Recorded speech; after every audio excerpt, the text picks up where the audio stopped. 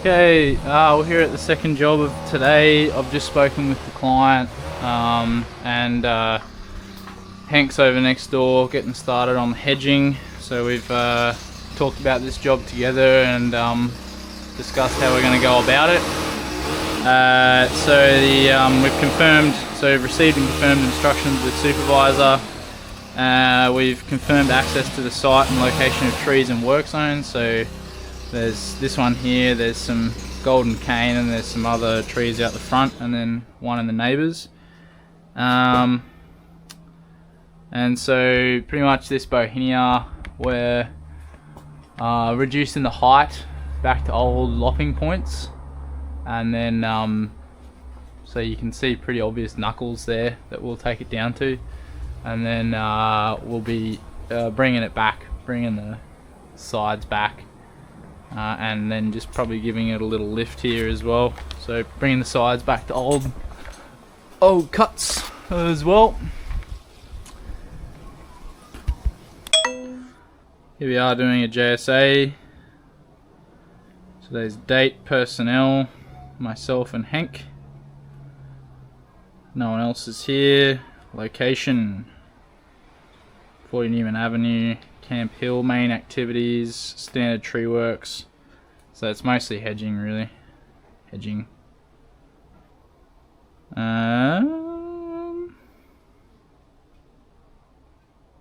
Tree climbing. There we go. So we have a fire danger for this specific tree, just handling chainsaws. There'll be lots of tripping hazards. We won't be chopping anything big out, but yeah, lots of tripping hazards in little branches. Manual handling, carrying debris out. Potential pedestrians, so we'll just make sure we don't have anyone walk underneath us. We do have, there's a road out the front we'll be stacking out there, so we've got cones out. I'll show that in a minute. Operators per our swims. Struck by us out of the fall zone, so all workers are aware that we're working in this tree. Tree issues. Let's have a look.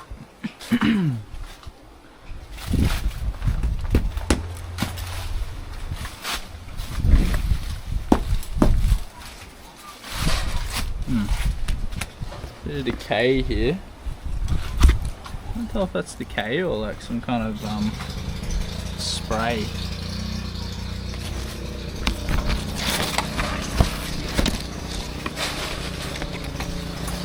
Doesn't sound incredibly hollow.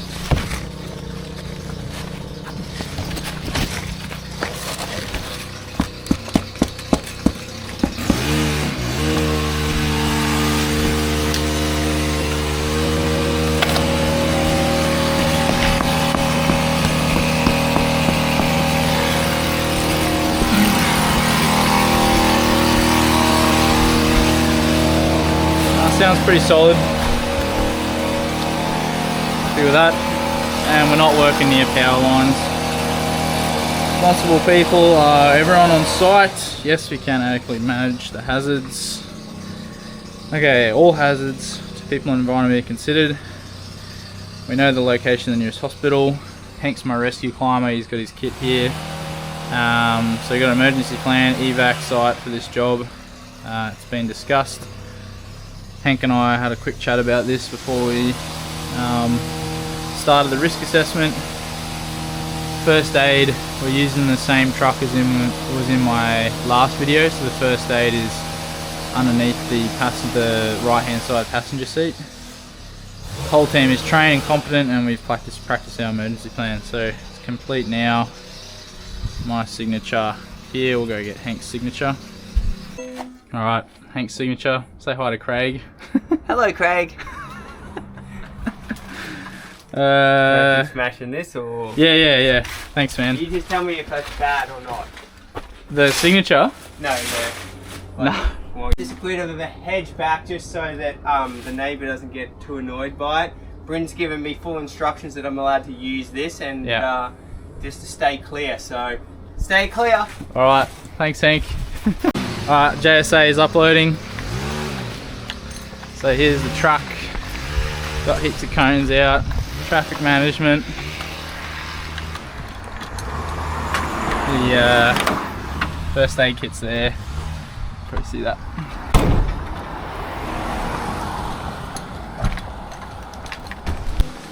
To prune today, I'll be using my handsaw.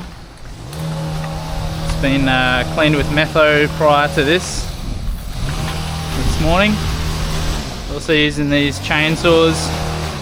They're both being cleaned with metho. It'll depend on like how big of a cut I'm making as to whether or not I use a chainsaw or a handsaw. Use a chainsaw on small stuff, then it can sometimes like tear out the cambium and make it more difficult for the tree to occlude.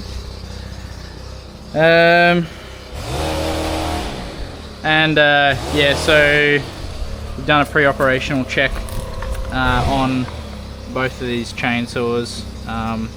We used them at the last job as well, and they were both running well. Both been filled with fuel and oil. What we're wearing today is helmet, safety glasses, earmuffs are underneath this thing. We've got high vis on, we've got cloggers and safety boots. I've checked my harness before we started here. All the connection points are looking good, all the webbing looks nice, lanyard's looking great, all happy with that. And we're using this blue rope here with a rope runner attached, and that's all the rope. I've run my hands over this rope and it's all looking good. Good to go, good to climb on, no like cuts, nicks or scratches. Okay, so having a look at the tree structure, I'm probably just going to climb a little bit of the ways up. It's all pretty thick down low, so be able to stand mostly where I want and just pole belt in and cut down to these pretty obvious knuckles that you can see.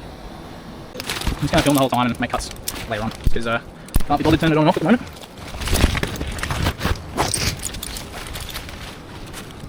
Random stuff here. What's going on with that? Another thing on this at some point.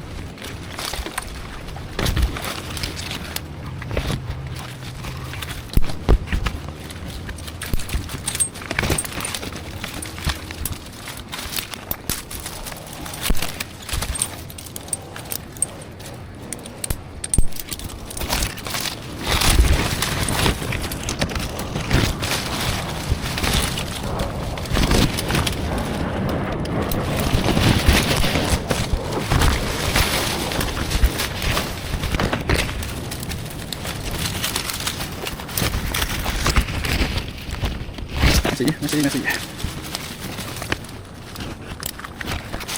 Let's go. Some rain. It's gonna happen again probably. Getting the zip tie of that.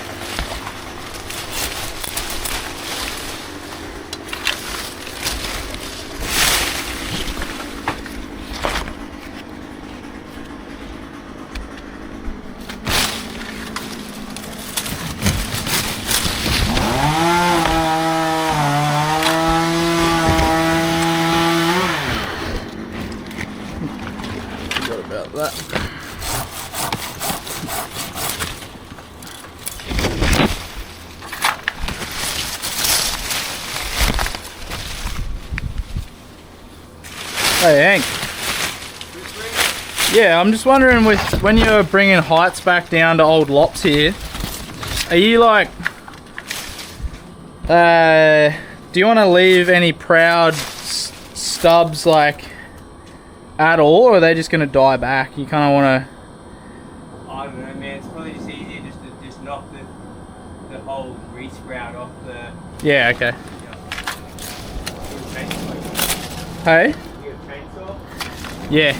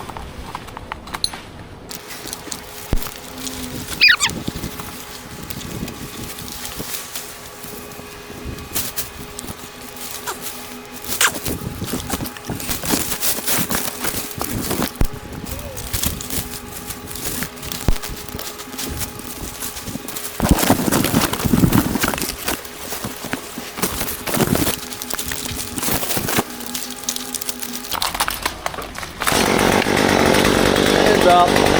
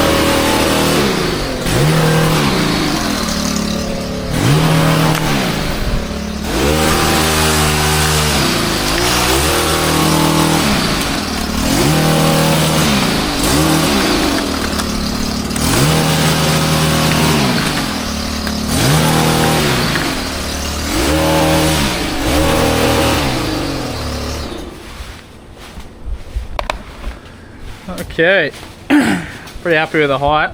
Yeah. It's looking reasonably good, but I mean, it's Bauhinia, it's never going to be great.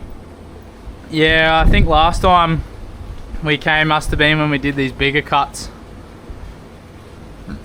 So it'll fluff out a bit. Actually, I'll talk about that for the video. So you can see we were in this tree last time, and they've Raz was climbing it, and he made these like large lop cuts. Yeah. And the way that the tree's reacted is because it's lost like a huge amount of canopy. Yeah. It's shot out a bunch of epicormic growth to try and fill in that space and gain a bit of more foliage so that it can keep photosynthesizing. So yeah, us like bringing the height down, eventually the tree's gonna have it's gonna be encouraged more and more to fill out on the inside and spread sideways, but we're also hitting the sides as well, so that's gonna sort of force the tree into thinking that it's like it's enclosed in like a box almost, or there's something around the outside that's sort of knocking branches off for some reason. And it's what it probably thinks is that it's a wall, doesn't realize that it's us with a hedger, and it's just gone, okay, well I'm gonna have to fill in all this growth on the inside because I'm a certain size and I need a certain amount of I have like a certain amount of energy output. So yeah, that's the idea. So that's like how the would you say that's about right, Hank? Yeah, I'd say like it's not ideal practices, but like we're keeping the tree in a really tight space. Right? Yeah. The other option is to cut the tree completely out. So yeah, that's it. Sort of working with. Best we can to fit it into a. Yep. Fit a square peg into a round peg into a square hole. You know? Yeah, yeah. And yeah, because these are lop cuts, we're not worrying too much about going to collar, because the idea is that, the cuts that I've made, because they're lop cuts, we're not worrying too much about going right down to collar, because the idea is that we're trying to like create a stress response in the tree to fill out the space. And yeah, ideally these sort of lop cuts that I've left here, they'll start shooting sideways, and yeah, the tree will start filling out. Alright, so you all happy with that, Hank? Yeah, bro. Righto, I'm gonna head out of the tree. Sending.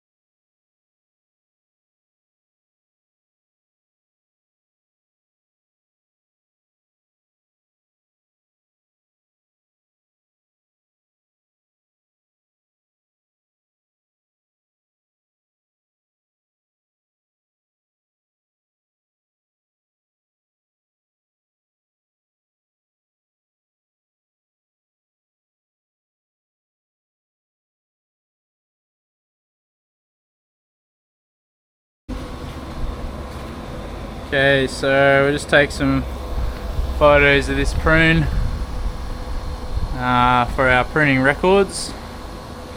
One there.